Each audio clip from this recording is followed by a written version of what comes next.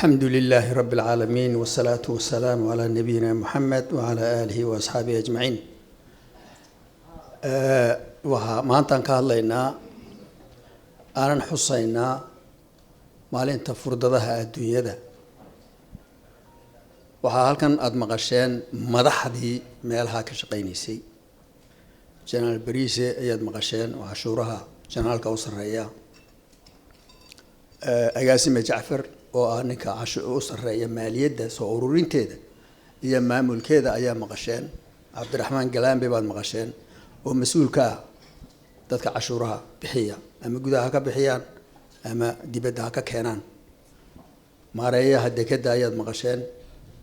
inta haddaad maqasheen wax walba waad maqasheen, runtii dhinac walba waad maqasheen. anigu markaa halkan waxaan u joogaa waxa weeyaan giddigiin inaan idin wada salaamo. xafladana inoo soo gabagabeeyo baa anigu halkan aan joogaa. waxaan salaamayaa fanaaniinta always anigu aad iskugu dheernahay. dee mar walba haddaad serious ahaato madaxa ku xanuunayso ma lacag un tiriso wuxuun tiriso, it's not good. marka really aad baad u mahadsantihiin. waa beri gabdhaha iyo wiilasha waa beri iyo musicianska dadka Soomaaliyeed halkan inaga daawanayaan of course waa salaamayna. now in yar aan idhaahdo intaan oranayaa waxa weeye dekeddu iyo airportku aad iyo aad bay dhaqaalaheena qayb weyn uga yihiin, qayb weyn bay ka yihiin.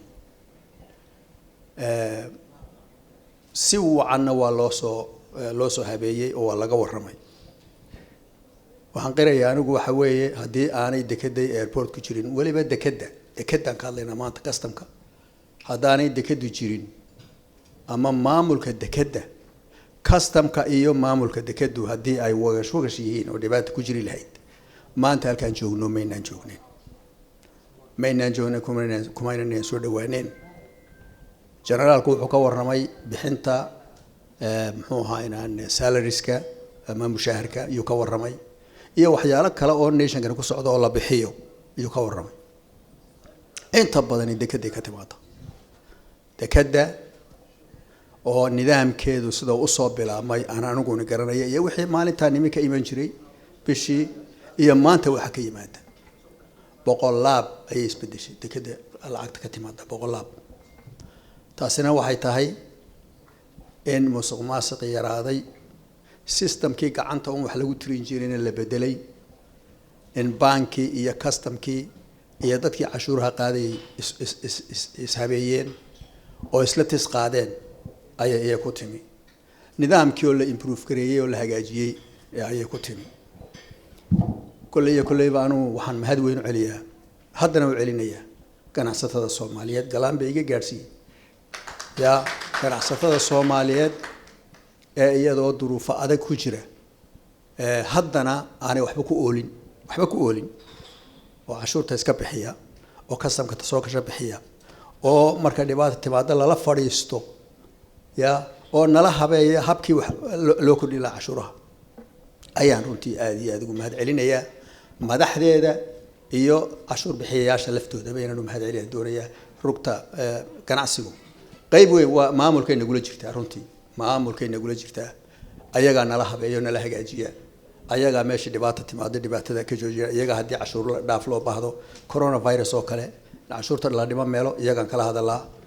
part and parcel dad wada shaqeynaya oo wada socdo meel ku wada socda oo wadankooda u damqanaya ayaa giddigay aan nahay. marka aad baan ugu mahad celinaya. waxaan u baahannahay, waxaan u malaynayaa generaalka ayaa tilmaamay, waxaan u baahannahay Soomaaliyeed in waxaynu inagu filaadaan. haddaan waxaagu kugu filayn qofaad baryaysaa muxuu ku hayaa soo madaxaagu sidaa maaha markaad wax baryayso. si inaan isku filaan weynana inagunbaa iskugu wacane waa isku filaan karnaa. hadda sidaan u soo soconay dakhligu u soo kordhiyey sidaas uu soo kordhiyey. sidaa hadday ku socoto 2 sano 3 sano maanta laga joogo haddii sidaa lagu wado xaqiiqadu waxay tahay in wajigeenu isbedelayo martabada adduunka aan kaga jiraa isbedelayso maalin walba anagu waxaan eegaynaa dakhliga inagu aan soo ururino qaybta uu ka yahay kharashkeena bixintiisa ayaan maalin walba haddii maanta dollar ku kordhi waayo waan ka xumaanayna ya waxaan doonaynaa inuu dakhligu kordho oo kharashka dhaafo oo dabeetana at the end equilibrium waxa la yiraahdo soo gaadho meel inagu kharashka dawladda shaqadeeda ya dawladdu way shaqaysaa dad baa ka shaqeeya kontaraagyay qaadataa leerka iska bixisaa wax wal oo dawladdu kharash garaysaba inay iska bixiso weeyaan waxna investment geliso ya adduunyada waxay ku shaqaysaa way horta inta iska bixi waxa lagu qiyaasayaa inaad dal hore u maratahay in kale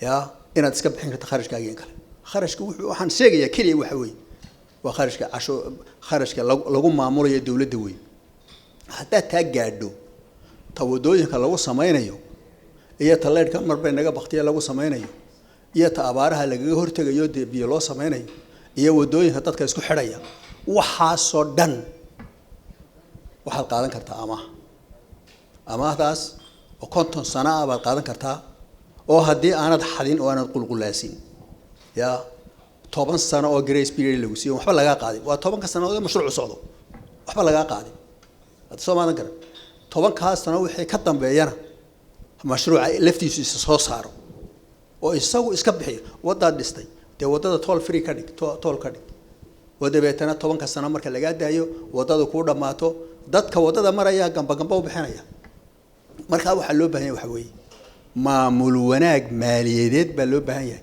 iyo dadka Soomaaliyeed maskaxdooda ka baxdo hebel muxuu inoo sidii الله محن ورهيا أنا كل شيء محن شيكاي وذي يا